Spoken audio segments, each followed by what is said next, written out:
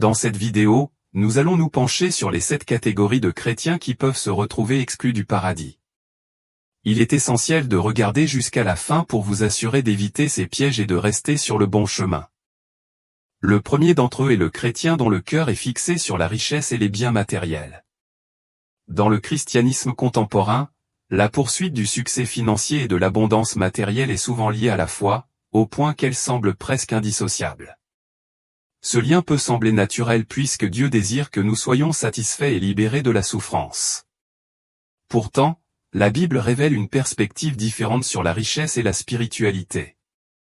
Jésus a fait une déclaration profonde et stimulante sur la difficulté d'acquérir des richesses dans Matthieu 19, 23-24. Il a dit à ses disciples, « En vérité, je vous le dis, il est difficile à un riche d'entrer dans le royaume des cieux. Je vous le dis encore, il est plus facile à un chameau de passer par le trou d'une aiguille qu'à un riche d'entrer dans le royaume de Dieu. » Ce passage est ouvert à diverses interprétations, mais un message clair est que Jésus met en garde contre les défis auxquels sont confrontés ceux qui sont riches dans leur voyage vers le ciel. Alors, est-il intrinsèquement mauvais d'être à la fois riche et chrétien? En vérité, posséder des richesses n'est pas un péché en soi. Dieu est le propriétaire de toutes les richesses et de tous les trésors, y compris l'or et l'argent, et il peut accorder ses bénédictions à qui il veut. Le véritable problème réside dans l'amour de l'argent. Selon Matthieu 6h24, nous ne pouvons pas servir à la fois Dieu et l'argent. Un chrétien peut-il vraiment aimer l'argent sans que cela ait un impact sur sa foi? La Bible suggère qu'aimer l'argent équivaut à une forme d'idolâtrie. Étonnamment, il est possible pour un chrétien d'être tenté par cette idolâtrie. L'apôtre Paul aborde ce sujet dans 1 Timothée 6, 9-10, en déclarant « Car ceux qui veulent s'enrichir tombent dans la tentation, dans le piège, et dans beaucoup de désirs insensés et pernicieux qui plongent les hommes dans la ruine et la perdition. Car l'amour de l'argent est une racine de tous les maux. Certains, avides d'argent, se sont égarés loin de la foi et se sont jetés dans bien des tourments. » Ce passage souligne que l'amour de l'argent n'est pas seulement un mal profond, mais qu'il a aussi le potentiel d'éloigner les individus de leur foi. Il met en garde contre la ruine qui peut résulter d'une préoccupation pour la richesse. Le terme « destruction » n'est peut-être pas souvent évoqué dans les églises d'aujourd'hui, car c'est un concept dur que personne ne souhaite rencontrer. Cependant, la poursuite de l'argent peut en effet conduire à des conséquences aussi désastreuses. Malheureusement, certains enseignements évangéliques modernes, par leur mauvaise interprétation de la doctrine de la prospérité, ont commencé à promouvoir l'amour de la richesse matérielle, encourageant les croyants à rechercher l'argent plutôt que de se concentrer sur la croissance spirituelle et la vérité. Vous vous demandez peut-être comment un vrai chrétien devrait aborder le sujet de l'argent. La réponse est simple, nous devons aligner notre point de vue sur l'argent sur celui du Christ. Examinons 3 passages où Jésus transmet ses vues sur la richesse et le matérialisme. Dans Matthieu 6.25, Jésus nous conseille, « Ne vous inquiétez pas pour votre vie de ce que vous mangerez, ni pour votre corps, de quoi vous serez vêtus. » Jésus souligne ici que nous ne devons pas nous concentrer sur les besoins et les préoccupations matérielles. De même, dans Luc 16.13, il déclare, « Vous ne pouvez servir Dieu et l'argent. » Ce passage souligne l'impossibilité de partager notre allégeance entre Dieu et la richesse.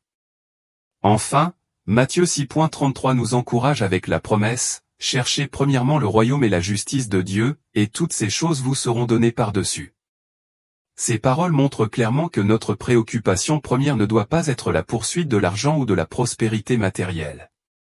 Au contraire, un véritable enfant de Dieu doit chercher à plaire à son Père céleste par des actes d'amour et de justice, confiant qu'il pourvoira à tous nos besoins selon son plan parfait. Un véritable chrétien a confiance que Dieu pourvoira à ses besoins comme il le juge bon, sans se soucier de l'accumulation de richesses. Nous devrions nous concentrer sur la recherche du royaume de Dieu en premier lieu, avec la confiance qu'il prendra soin de nous. Le deuxième type de chrétien qui n'entrera pas au ciel est celui qui a du mal à pardonner. C'est sans doute l'un des problèmes les plus répandus et les plus graves parmi les chrétiens d'aujourd'hui, selon la Bible. Jésus aborde cet aspect crucial dans Matthieu 6, 14-15, « Car si vous pardonnez aux hommes leurs offenses, votre Père céleste vous pardonnera aussi. Mais si vous ne pardonnez pas aux hommes, votre Père ne vous pardonnera pas non plus vos offenses. » La déclaration de Jésus ici est catégorique, mais si vous ne pardonnez pas aux hommes, votre Père ne vous pardonnera pas non plus vos offenses. Le pardon est au cœur du message de l'Évangile. Si nous ne saisissons pas l'ampleur du pardon que nous avons reçu de Dieu, nous aurons du mal à étendre ce même pardon aux autres. Chaque jour nous offre l'occasion de pratiquer le pardon envers ceux qui nous ont fait du tort. Bien que cela puisse être l'un des aspects les plus difficiles de la vie chrétienne, c'est essentiel à notre croissance spirituelle. Jésus, malgré d'immenses souffrances aux blessés, giflé, frappé, percé, accusé injustement et humilié en public, a prié, « Père, pardonne-leur, car ils ne savent pas ce qu'ils font. » Si le Christ a pu accorder le pardon dans des circonstances aussi extrêmes, comment pouvons-nous garder rancune pour des offenses moins graves? Il est clair que si nous refusons de pardonner à ceux qui nous ont fait du tort, Dieu refusera de nous pardonner nos propres offenses. Sans le pardon de Dieu, l'entrée au ciel reste inaccessible. Ainsi, accepter et pratiquer le pardon n'est pas simplement un choix, mais une nécessité vitale pour chaque croyant. Le troisième type de chrétien qui n'entrera pas au ciel est celui qui donne la priorité à plaire au monde plutôt qu'à plaire à Dieu. Jacques 4,4 nous donne un avertissement sévère à propos de ce comportement, « Adultère et adultère, ne savez-vous pas que l'amour du monde est inimitié contre Dieu? Celui donc qui veut être ami du monde se rend ennemi de Dieu. » Ce verset n'implique pas que nous ne pouvons pas être amis avec des personnes extérieures à la foi ou interagir avec des non-croyants. Jésus lui-même était connu pour ses interactions avec les pécheurs, et il a même été critiqué pour avoir dîné avec eux. Le véritable problème ici est de donner la priorité aux valeurs du monde sur les principes chrétiens et de s'efforcer d'obtenir l'approbation du monde plutôt que celle de Dieu. L'élément frappant de ce passage est l'expression « devenir ennemi de Dieu ». Jacques écrivait aux croyants, les avertissant qu'il est en effet possible pour les chrétiens de rechercher l'approbation du monde plus que la faveur divine. Nous devons reconnaître que Dieu n'admettra aucun de ses ennemis au ciel. Ceux qui embrassent les valeurs du monde telles que la malhonnêteté, la superficialité et l'hypocrisie se retrouveront finalement exclus du royaume des cieux. Cela soulève une question importante, comment les chrétiens devraient-ils considérer le monde? Un véritable enfant de Dieu comprend ce monde comme une résidence temporaire, où nous sommes des étrangers et des pèlerins. Notre véritable citoyenneté est au ciel, comme l'affirme l'apôtre Paul dans Philippiens 3h20, mais notre citoyenneté est dans les cieux, d'où nous attendons comme sauveur le Seigneur Jésus-Christ. Bien qu'il soit inévitable d'interagir avec le monde, un chrétien ne doit pas permettre aux valeurs du monde de façonner son état d'esprit. Comme l'enseigne Paul dans Romains 12h2, ne vous conformez pas au siècle présent, mais soyez transformés par le renouvellement de l'intelligence, afin que vous discerniez quelle est la volonté de Dieu, ce qui est bon, agréable et parfait. Le monde tentera sans cesse de nous imposer ses valeurs éphémères, mais nous devons résister à cette pression. En renouvelant notre esprit par le Saint-Esprit et la parole de Dieu, nous maintenons notre attention sur les vérités éternelles plutôt que sur les valeurs temporelles.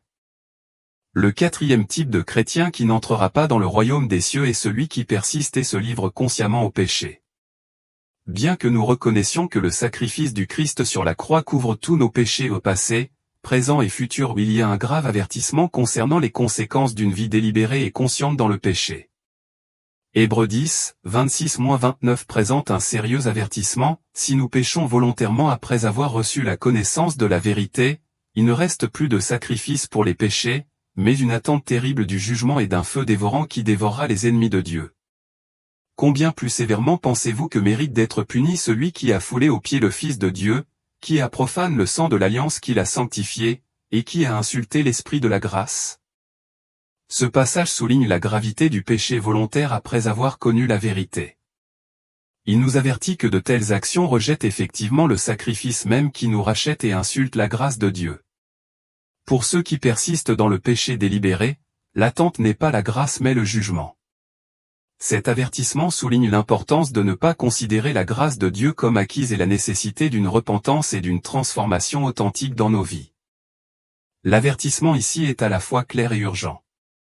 Quand quelqu'un qui a été racheté par le précieux sang de Christ choisit de persister dans ses anciennes voies pécheresses, il dévalorise, par ses actions, le sacrifice même qu'il a purifié.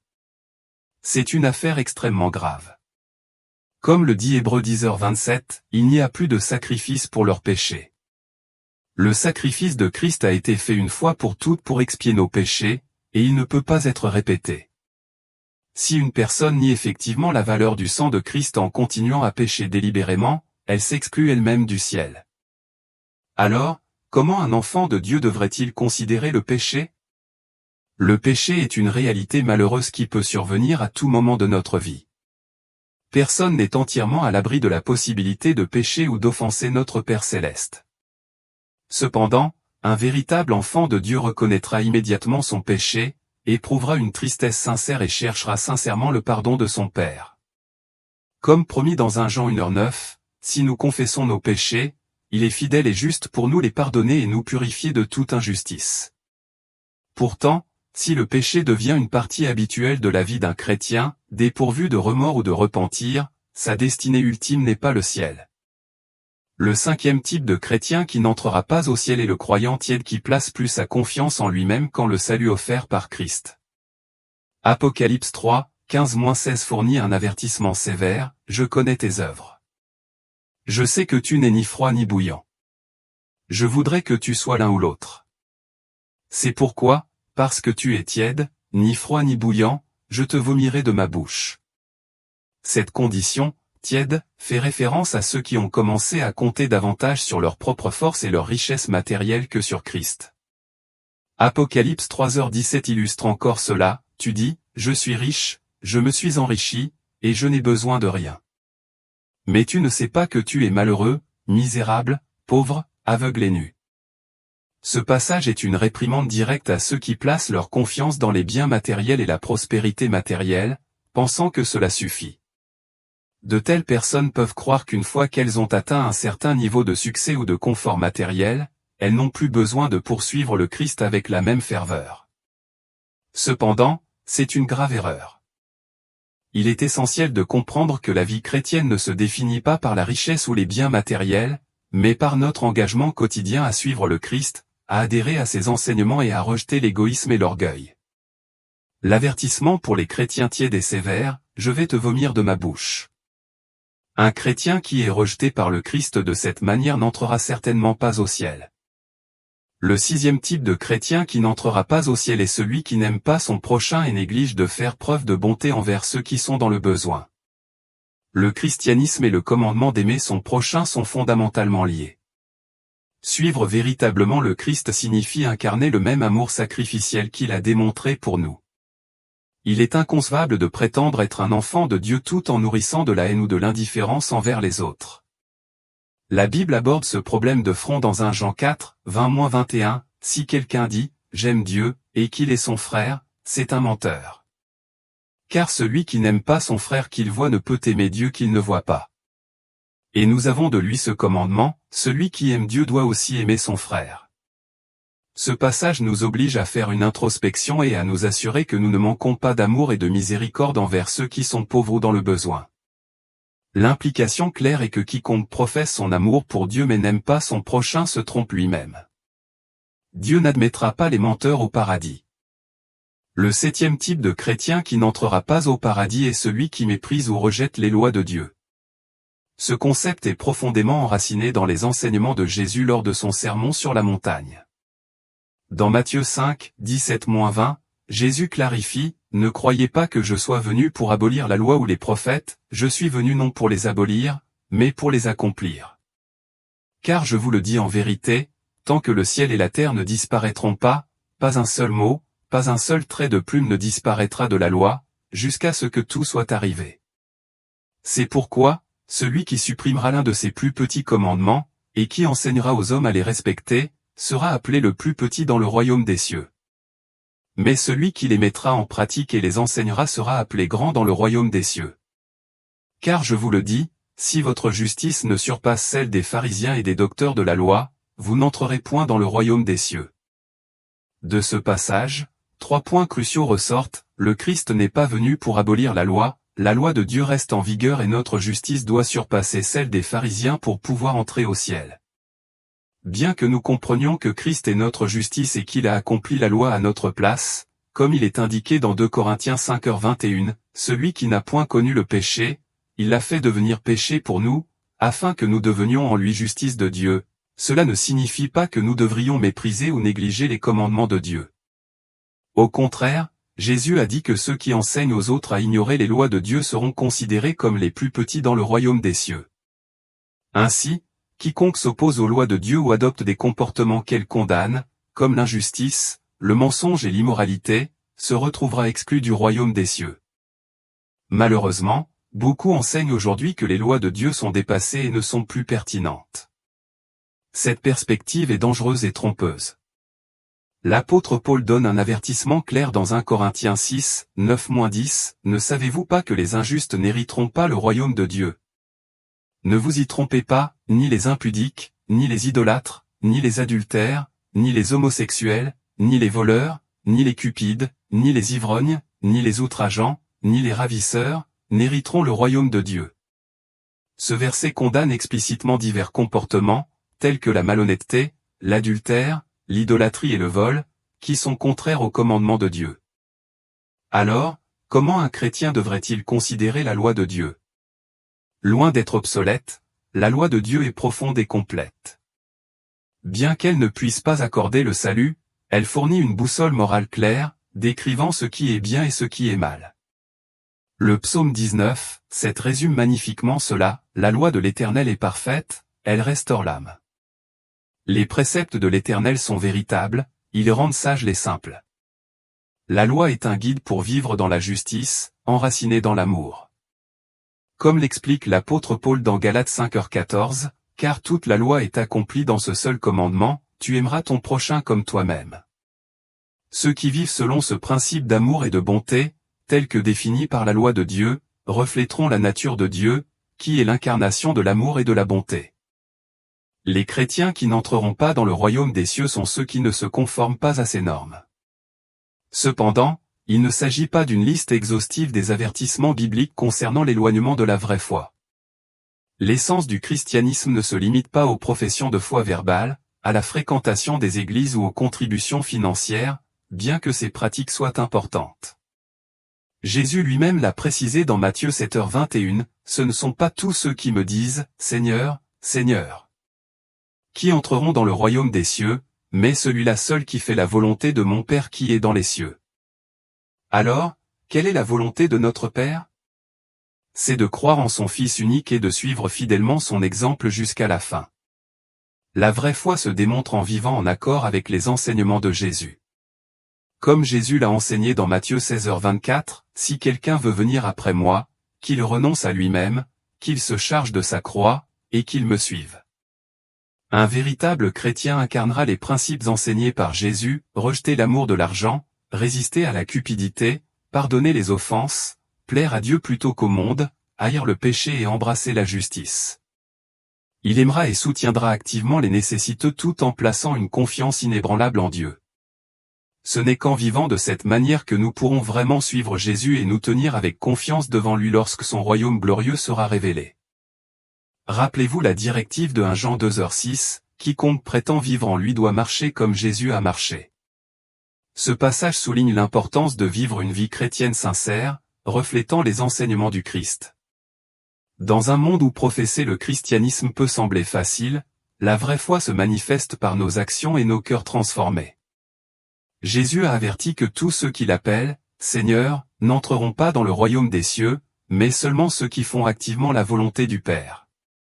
Les 7 types de chrétiens décrits mettent en évidence les principaux malentendus ou échecs dans la pratique de la foi. Le message essentiel est clair, aimer Dieu plus que les richesses et les biens matériels, pardonner aux autres, chercher à plaire à Dieu plutôt qu'au monde, éviter le péché habituel, soyez fervents dans la foi, faites pleinement confiance au salut du Christ, aimez et aidez votre prochain, et respectez et suivez les lois de Dieu. Cette réflexion nous invite à nous engager dans un examen de conscience profond, nous poussant à évaluer si nos vies reflètent vraiment les enseignements du Christ ou si nous ne sommes chrétiens que de nom. Elle appelle à une foi qui transcende les simples mots, se manifestant par des actes tangibles d'amour, de pardon, de justice et d'humilité. Prière. Père céleste, nous venons devant toi avec gratitude pour la sagesse révélée par ta parole. Nous reconnaissons qu'être chrétien va au-delà de simples affirmations verbales ou de comportements superficiels, cela exige une transformation complète de nos cœurs et de nos esprits. Nous te supplions, Seigneur, de nous guider pour vivre une foi authentique et sincère qui t'honore dans chaque facette de notre vie. Pardonne-nous pour les moments où nous avons donné la priorité à la richesse et aux biens matériels au détriment de notre relation avec toi. Apprends-nous à compter sur toi pour tous nos besoins et à garder l'argent et les biens matériels à leur juste place. Inculque-nous un cœur généreux, désireux d'aider et de partager avec ceux qui sont dans le besoin. Accorde-nous la grâce de pardonner à ceux qui nous ont fait du tort, reflétant le pardon que tu nous as montré. Que nos interactions avec les autres reflètent l'amour et la grâce que tu nous as généreusement accordés. Seigneur, cultive dans nos cœurs le désir de te plaire plutôt que de rechercher l'approbation du monde. Renforce notre détermination à résister aux tentations de nous conformer aux valeurs du monde et à adhérer plutôt à tes normes de justice et de sainteté. Empêche-nous de continuer à pécher délibérément, laisse le Saint-Esprit nous convaincre et nous conduire à une véritable repentance. Guide-nous pour vivre dans la sainteté, en honorant le sacrifice du Christ par nos actions quotidiennes. Libère-nous de la complaisance spirituelle. Allumons-nous un amour fervent et une foi inébranlable, en embrassant pleinement le salut offert par le Christ. Que nos biens matériels n'éclipsent jamais notre dévotion envers toi. Apprends-nous à aimer notre prochain comme nous-mêmes et que notre vie soit un témoignage de ton amour, caractérisé par la bonté et la miséricorde envers tous. Enfin, Père, inculque en nous une profonde révérence pour tes lois. Puissions-nous considérer tes commandements comme une lumière directrice pour nos vies, nous permettant de vivre dans l'amour et la justice selon ta volonté. Au nom précieux de Jésus, nous prions, confiant que tu entends nos requêtes et que tu nous donnes la force de vivre selon ton dessein divin. Amen. J'espère que vous avez trouvé cette vidéo inspirante. Si ce contenu vous parle, pensez à nous soutenir en vous abonnant, afin de rester informé de nos futures vidéos. Partagez cette vidéo avec vos proches, mettez-lui un pouce vers le haut et laissez vos réflexions dans les commentaires. Votre soutien nous aide à étendre ce message à un public plus large, favorisant une meilleure compréhension et un meilleur éclairage. Merci de nous rejoindre et que les bénédictions de Dieu soient sur vous.